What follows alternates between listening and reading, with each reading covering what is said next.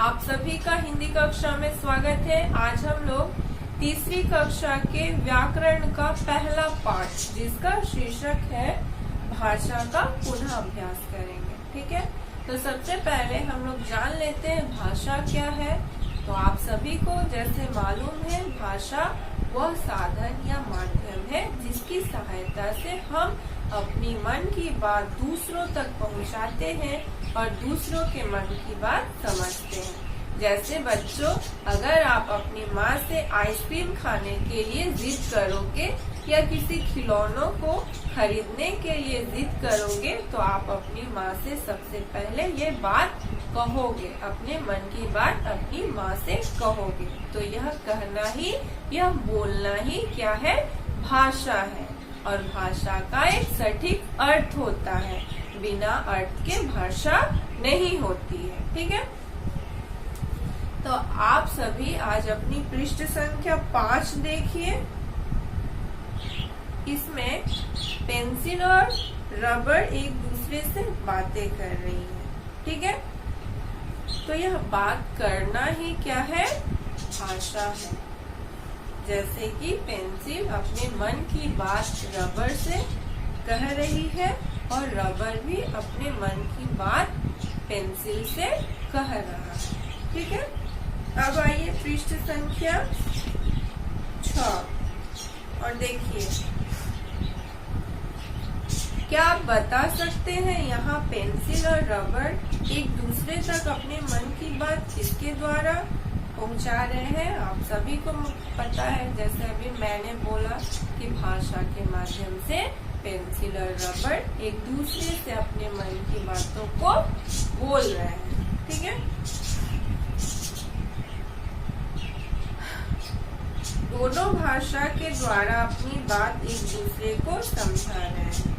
भाषा के द्वारा ही पेंसिल और रबर अपने मन की बात एक दूसरे को समझा रहे हैं। ठीक है बच्चों, अब देखिए कि बहुत छोटे बच्चे जिन्होंने अभी बोलना नहीं सीखा वे भी संकेतों से अपने मन के भावों तथा विचारों को दूसरों तक पहुंचाते हैं। ठीक है, और जो बहुत छोटे बच्चे हैं जो बोल नहीं पाते, वो किसके माध्यम से अपने मन की बात को बताते हैं? संकेतों के माध्यम से, है ना।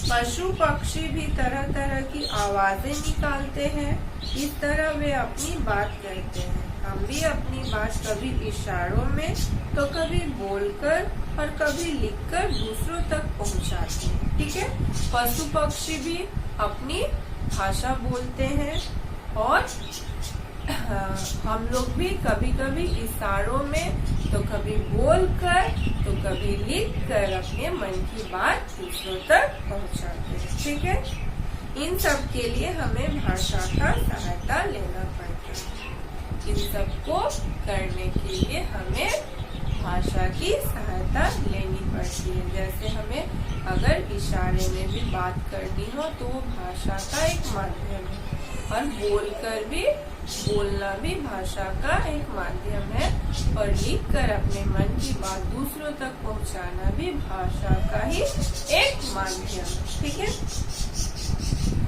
उसके बाद भाषा की परिभाषा क्या बनी? मन की बात दूसरों तक पहुंचाने और दूसरों की बात को समझने का साधन भाषा कहलाता है। ठीक है, अब देखते हैं भाषा के रूप। भाषा के कौन कौन से रूप है? आप सभी को मालूम है, भाषा के 2 रूप है। पहला रूप है भाषा का मौखिक रूप और दूसरा रूप है भाषा का लिखित रूप। ठीक है, तो सबसे पहले देखते हैं मौखिक रूप क्या है।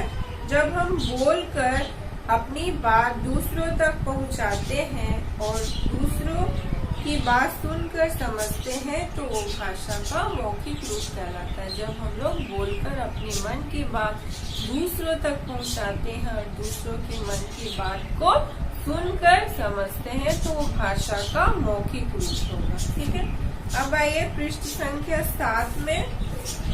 जब हम पुस्तक, पत्र या भाषा के किसी भी दूसरे लिखित रूप द्वारा अपनी बातें दूसरों तक पहुंचाते हैं और दूसरों की बात पढ़कर समझते हैं तो वो भाषा का लिखित रूप कहलाता है। जब हम पुस्तक, पत्र या भाषा के किसी भी लिखित रूप द्वारा अपने मन की बात दूसरों तक पहुंचाते हैं और पढ़कर जो उसे समझते हैं और दूसरा उससे उस बात को पढ़कर समझते हैं, वो भाषा का लिखित रूप कहलाता है। ठीक है बच्चों। उसके बाद है विशेष। भाषा के लिखित और मौखिक रूप के अलावा और क्या क्या है भाषा का विशेष रूप, तो देखते हैं जो